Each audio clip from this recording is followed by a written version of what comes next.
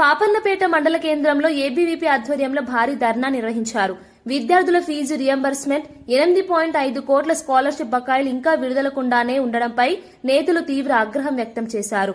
విభాగ్ సంఘటన మంత్రి లక్ష్మణ్ మాట్లాడుతూ విద్యార్థుల హక్కులపై ప్రభుత్వం నిర్లక్ష్యం మందోషపడ్డారు.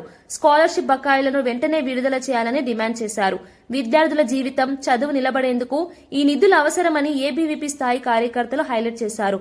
నాయకులు ముందుకు వచ్చి బకాయిలు విడుదలకపోతే ప్రభుత్వం కాంగ్రెస్ నాయకులను అడ్డుకోవాలని హెచ్చరించారు. స్థానిక కళాశాల అధ్యక్షులు, కార్యదర్శి, ఏబీవీపీ నేతలు కార్యక్రమంలో పాల్గొన్నారు.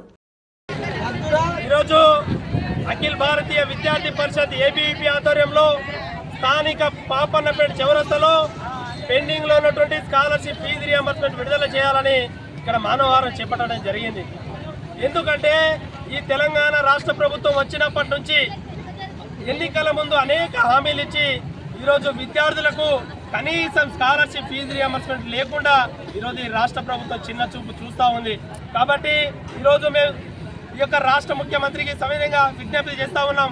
అయ్యా, మీరు మీ యొక్క మంత్రులకు కానీ, ఎమ్మెల్యే కానీ, లేకుంటే మీకు వచ్చేటువంటి శాలరీ కానీ మీరంతా కూడా రెగ్యులర్గా తీసుకుంటా ఉన్నారు.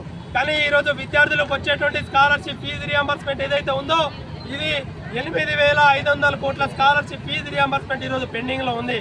కాబట్టి ఇది వెంటనే ఈ యొక్క రాష్ట్ర ప్రభుత్వం వెంటనే విడుదల చేయాలని ఈ సందర్భంగా నేను తెలియజేస్తా ఉన్నా. ఈరోజు మీకు అందాల పోటీలు పెట్టడానికి డబ్బులు వస్తాయి, వైన్స్ టెండర్ లేనికి డబ్బులు వస్తాయి, కానీ మా యొక్క విద్యార్థులకు రావాల్సినటువంటి స్కాలర్షిప్ ఫీజు రియంబర్స్మెంట్ మీకు కనిపిస్తలేదా? ఈరోజు విద్యార్థులకు స్కాలర్షిప్ ఫీజు రియంబర్స్మెంట్ రాని కారణంగా ఈరోజు చదువుకున్నటువంటి చాలా మంది విద్యార్థులు, పేద విద్యార్థులు ఈరోజు విద్యకు దూరం అవుతా ఉన్నారు.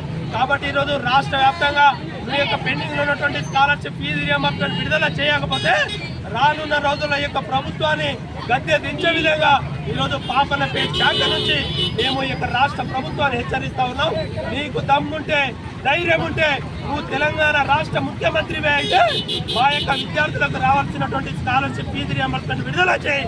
అప్పుడు మేము ఈ యొక్క రాష్ట్ర ప్రభుత్వము అదేవిధంగా నువ్వు నిజంగా తెలంగాణ రాష్ట్ర ముఖ్యమంత్రి అని మేము విద్యార్థి పక్షాన ఈరోజు తెలియజేస్తా ఉన్నాం. కాబట్టి పెండింగ్ లో ఉన్నటువంటి స్కాలర్షిప్ ఫీజు రియంబర్స్మెంట్ విడుదల చేయాలని ఈ సందర్భంగా తెలియజేస్తా ఉన్నాను. కోడ లక్ష్మణ్, మెదక్ విభాగ్ సంఘటన మంత్రి.